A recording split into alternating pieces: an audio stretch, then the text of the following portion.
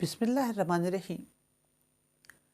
मियाँ बीवी के दरमियान अलहदगी की सूरत में बच्चे हमेशा से डिस्टर्ब रहते हैं। उनके किसी ना किसी सूरत में अदालतों में मामलात रहते ही रहते हैं।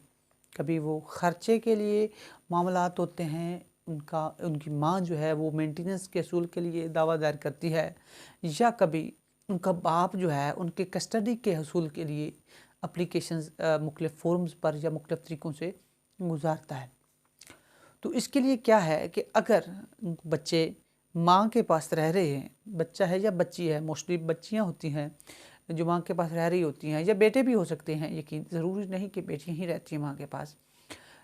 तो इसमें क्या है कि अगर वो माँ दूसरी शादी कर लेती हैं किसी अर्ली एज पे या किसी अर्ली स्टेज पे अलहदगी हो गई है, अभी उस माँ की उम्र शादी की, दूसरी शादी की है, तो वो बच्चे भी उसके पास हैं, अपने साबिक़ ख़ाविंद से उसकी डाइवोर्स हो गई है, अलहदगी सेपरेशन हो गई है, और वो दूसरी शादी कर लेती है। डेफ़िनेटली दूसरी शादी के बाद उसके जो बच्चे होंगे वो फेंक तो नहीं देगी, या तो किसी को म्यूचुअल या एमिकेबली, बहुत कम ऐसा होता है कि मियाँ बीवी बच्चों के बारे में मामला तय कर लेते हैं।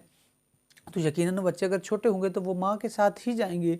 तो क्या इस सूरत में जो है वो माँ हसानत का हक खो देती है?